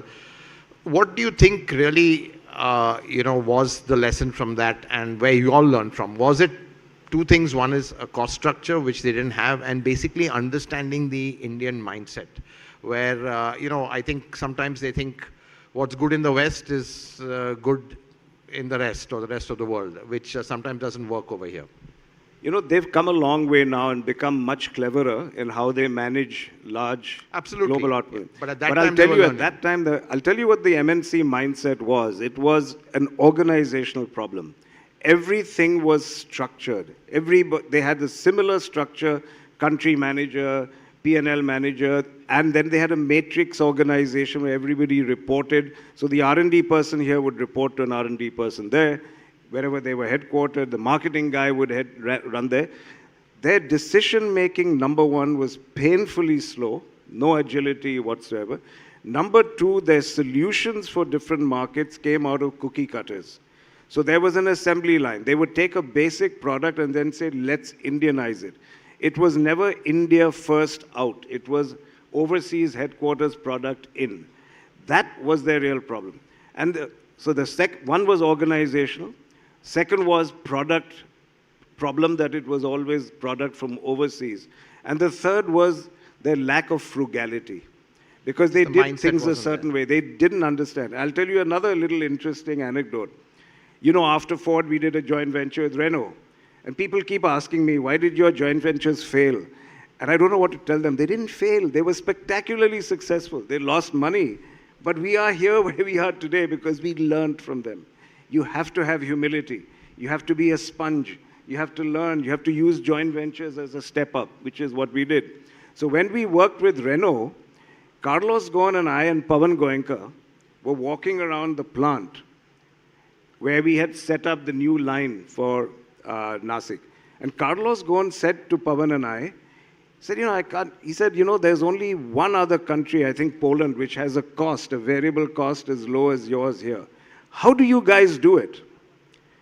And Pawan started giving him some answers. I said, ask Pawan, he put up the plant. Carlos Ghosn walks ahead after that. Pawan comes to me and he says, Anand, Carlos asked me, how did we do it? He said, you know what? I have no clue. He said, And I'm glad we have no clue. Because if there was a formula on why and how Indians are frugal, they would copy it, like the Coke formula. There is no formula, it's in our blood, that's what we do. It's not able to be copied by anyone in the world. So that's interesting. It clearly is down to mindset. On the flip side, and being very honest, do you think quality also was a mindset we had to change the way it was earlier, and how we've improved in quality all this while? Because quality was a challenge 30 years back. No question And I just want to understand what had to be done. I mean, obviously adopting lean manufacturing processes from the Japanese, getting better efficiency, quality standards. So I think that's perhaps something which was lacking at that time. No question, and I don't want to get into the psychology of why quality was never on top. Or maybe, it's a very simple formula. I'm a strong believer in competition and free markets. If you don't have competition, and let me be honest, the way it was structured here, Premier and Hindustan made cars, Tata and Leyland made trucks, Mahindra made jeeps. Utility vehicles, now we have to call it jeeps then. And that's how it was. So managing at Mahindra for my predecessors before liberalization was allocation. They just had to produce and allocate. You only get better, productive, lower cost, and higher quality if you have to compete. So it is a lack of competition. I think that today the presence of healthy competition is making us all go for quality. Having said that, there was a transition. So you may remember in the 90s, we went in for lean manufacturing. We first went to a German company, and then we ended up with a company called Lucas Systems in England. And all of us, beginning from my boss at that time, the MD, Mr. Pitambar, and myself, all of us, Pawan Goenka, Alan Durant, we all went to London and like classroom students sat down and learned how to shift from a push production system to a pull production system. And we did that because we wanted to walk the talk. We said, if we can do it, if we can relearn quality, you can. And manufacturing. But having said all that, we owe a debt of gratitude, the whole world does, to the Japanese for bringing in that quality mindset, for their production systems. There is no question, and I still believe they're the leaders in quality. And obviously, I think in fairness, Maruti, when it came in, it did kind of show the way of what Japanese were and help build the supplier industry. So do you think, these kind of, let's say, events in the history of the Indian automotive industry, Maruti, which just suddenly came out of nowhere, clearly, pushed by a government, which created an auto industry, then delicensing. Just if you can just share, how these kind of individual phases and your thoughts on them, because clearly we've transitioned from absolutely, completely restricted economy, stifled, regulated, everything was allocated to right now. I mean, it happened pretty fast as well. We didn't have too much time to adjust because competition came in as well. So those must have been, you talked about it, but must have been quite, heady days is one way of putting it, but must have been a way of thinking about what is the future going to be like eventually. Yeah, well, you're the historian, so you should tell me more about these. One day I know you're going to write a book, Hormuz, about the whole transition. I think clearly, I don't think any industry has gone through this sudden on-off switch from being totally closed to then suddenly being opened, and you've got a floodgates of OEMs come in. I remember in the 90s, you had everyone and their uncle coming in, Ford, GM, Peugeot, Daewoo, Hyundai, they all came, Honda. And, here were the Indian manufacturers having a tough time. Premier and HM went out. Tata Motors and Mahindra, they've not only survived, but they've thrived. And like I've said, you're at the top of your game right now, whichever way you look at it. So clearly there must have been, as you said, a mindset. But, was there this ever thing of giving up? Did you ever come to a point where, if it didn't work, I'd sell out to, let's say, a global multinational? Did that ever, cross your mind, to be honest? No, it didn't cross my mind, but I'll tell you it crossed my board's mind. Many years after the Scorpio mercifully had proven to be a success, Kamath, KV Kamath, who was head of ICICI, was on a flight with me. And Mr. Vagul, his boss, used to be on our board, the ex-chairman of ICICI. And he said, Anand, do you know that Mr. Vagul told me that the whole board, including Keshav Mahendra, decided that Anand's taking this bet. He's betting more money on this one product than we've ever bet in the company before on anything. And if it doesn't work, you are going to be fired. So I told Kamath, I said, thank God I didn't know that. I might have lost my nerve. So it didn't cross my mind. And coming to the speed, thank God for that speed. I learned swimming from a nice Parsi gentleman called Bathena. So did I. And Bathena, you remember how he taught us? He would take your head and push it into the water. Chuck you in at the deep end, literally. So both you and I learned that the only way to learn swimming is to jump into the deep end. And that's what we did. I think we had no choice. To me, having studied transitions, because I had come out of business school, I had spent 10 years in another industry transitioning. I'd done a lot of research in my own mind about how companies transform. There was a lot of literature, IBM, Lou Gerstner taking over. And I used a lot of those mindsets and those theories, but I knew that there was a sequence, even for transformation of a company. You start with manufacturing. You have to make sure you're producing decent products of good quality. Then you start with R&D. Then you go to marketing. That's a tradition. That's a sequence we followed. We called it BPR, Business Process Reengineering. We started with manufacturing. And that was the first battle. When I joined M&M in 91, we had never had a strike because we were allocating vehicles. People were just giving production quotas.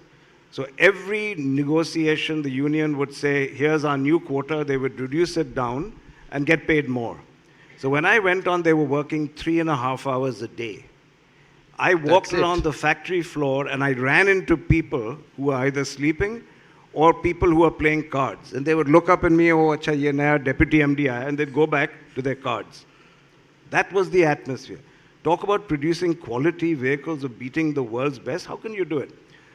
So I first took them on there and said, you have to give productivity. If you don't do it, you're going to go the way of Premier Motors or Hindustan Motors. Fortunately, I could point to that example. There was a hartal. I was ghairaud. I almost lost my life due to violence in that. Fortunately, I stood our ground. They gave first concessions for a bonus. And then we had a 6-month strike in Igatpuri, our engine plant. And they were measuring us. They said, let's see this new kid who's come. 6-month strike. But after that strike, when they realized we meant business, and I just gave them one speech, there's no free lunch anymore. Yeah, wow. You're not fighting me. You're fighting the world. And if you don't do what we're doing, it's not to make me richer. I couldn't give a damn. I studied filmmaking. I'll go back to being a filmmaker. Thank you very much. You are the ones who lose your jobs. So if you want to change, do it now and we'll do it together. We got 120% increase in productivity post Igatpuri, and then we never looked back. That's really amazing.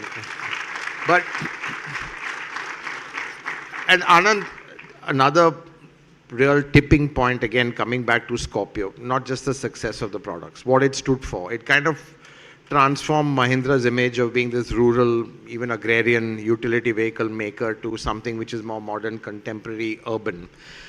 Did that also give you more confidence than the success of the Scorpio? To be honest, it's like the Indy car. There was no Indy car, there would have been no car company. Tata may not even have bought Jaguar Land Rover. Did that then give you the confidence that yes, we can do it, and to get more ambitious with that just one product success? This is a purely rhetorical question on his part. He knows damn well that it was a source of our confidence. Much has been written. What people don't know is that he was part of our jury. I know, I was Scorpio. He doesn't normally divulge that, but the head of our auto business at that time, Alan Duran, very smartly said, I want him to come and test the car and drive it. We were driving the first first cars together in Nasik. In fact, Alan, after his bypass, we went straight down to a Bombay-Goa drive after he recovered from that. So, of course, we did well with Scorpio. Thanks to you. But what I want to say, thanks, but did that give you the confidence from a mindset point of view that, look, we want to do more? I mean, you want to look global, then looked at SsangYong, okay, then I mean, you were just looking more and more beyond India with that. You were looking at exports. You eat something nice, you feel hungrier. Yeah. You want something more. Your appetite becomes insatiable. And what I love is the appetite of people like Velu and the others. They're never satisfied. They just want to do better and better. He's not sitting on the laurels of the gasoline engine. This man learned how to do EVs, what, in 6 months? I don't know how you did it. Maybe you just didn't sleep for 6 months, but he's now one of the country's renowned electric vehicle experts. And I would say 2 years ago, maybe he didn't know a thing about it. But everyone's talking about EVs, Anand. I want to talk about ICE. In fact, we've written about this. I think the way Mahindra's future-proofed its ICE strategy. I was talking to Velu. What has to be done is done for till 2030. You can focus on EVs right now. Again, I mean, that foresight of making, investing, I think it was about 4,000 crores or something, if I remember, on the new whole MHawk platform and M-Falcon at that time. These decisions, sometimes are they intuitive? Are they based on, let's say, a lot of forecasts, because forecasts go horribly wrong? At the end of the day, Anand, as a leader, would you say how much of it is research, forecast, and how much of it is with your gut? Because the sense I get is, in the end, you listen to your gut. There was a very old story which some of the young people here won't even remember. I don't even know how many of you remember what a Sony Walkman was. Oh, you must be all history students or something.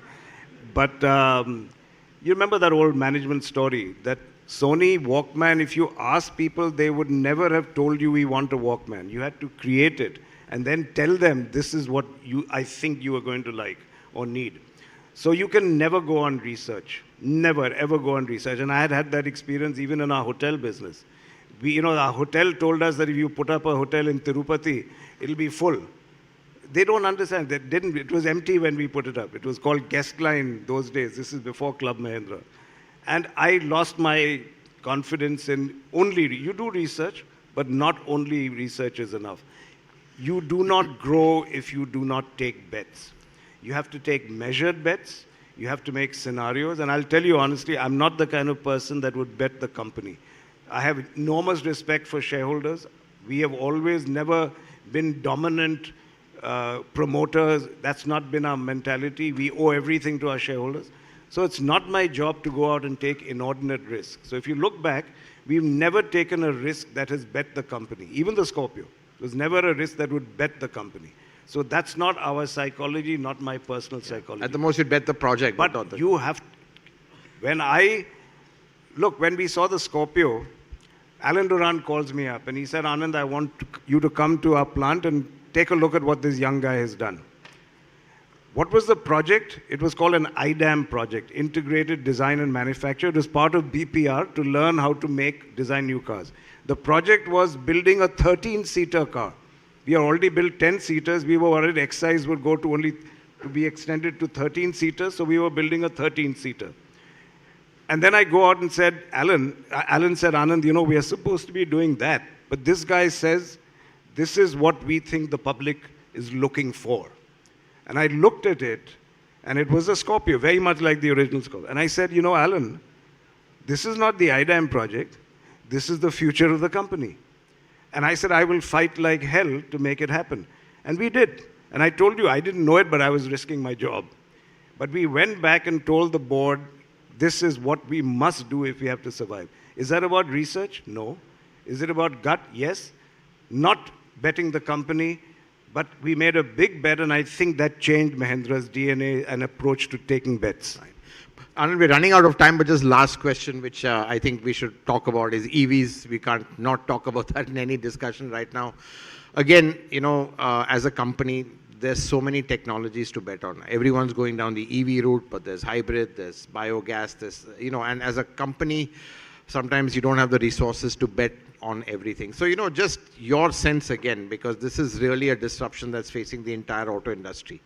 Obviously, EVs is the way to go. If you want to meet your net zero targets, that is the way. But the question is, how fast is the transition there? Any thoughts you have and, any concerns? There's even talk of hybrid right now. Multiple powertrains is what some companies like Toyota are looking at. They have those deep pockets to do that. But, everyone is picking one bet. There's no clear silver bullet at this current stage right now.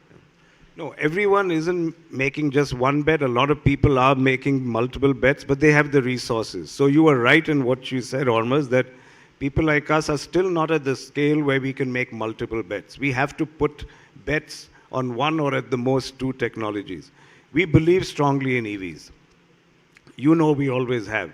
And we were the first to make one. I'm not talking about Reva, I'm talking about the Bijli three-wheeler back in 1999. That's Zahirabad. Yeah, when we did it wherever we could find a place. So we made the first electric three-wheeler in the country back in 1999. So we've always felt EVs are the way for a country like India, which does not have fossil fuel resources, does not have petroleum. So we think it's very important both for the planet as well as geopolitically for India to have to move to a renewable fuel. But to be honest, you are then depending on supply chains, of perhaps not so friendly countries. So everything is going to be about calibration. And I think I'm not the person who is operationally in charge anymore. Rajesh Jejurikar heads auto. He and Velu and his team have to make these bets. What I like is that they're calibrating it, that they are doing everything they can to succeed in EVs, but they are also making sure that if the pace of change is different, it's not going to in any way set us back. We have a very strong portfolio. And let me go back to what I said earlier. The real success of a car company comes from its brand, comes from its product experience. So one way or the other, the name Mahindra, it doesn't mean EVs. The name Mahindra connotes different things to different people. I don't know what it means to the gentleman who used to sell our cars, but I hope for others it is a more positive impression. I think we will survive. And absolutely last question, Anand. Single answer, I'm not going to let you go. Your favorite Mahindra? Remember that time we went to Nasik and we were driving the Scorpio? And I was blown away. I was very thrilled. The car I came in was a Bolero. And my driver, he drove the Scorpio also. So we finished and I said, "Bahut badhiya gaadi hai na?" And he said, very good, sir. Bolero ka to koi mukabla nahi kar sakta. So that's the answer. Yeah. And that's the only car I still drive, to be honest, is the Bolero.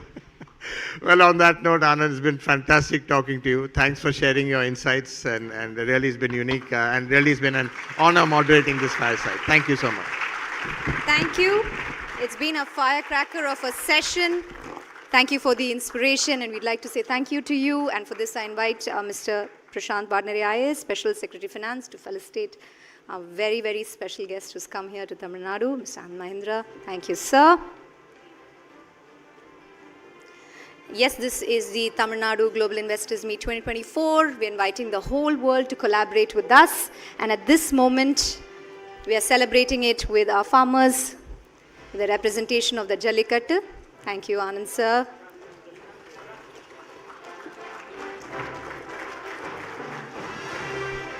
And I invite Dr. S. Prabhakar IAS, Tamil Nadu Road Sector Project, to felicitate our fabulous moderator.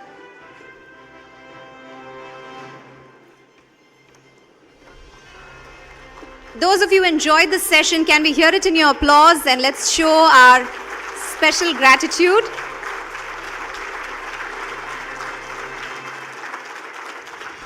Thank you, we're truly honored. Thank you so much.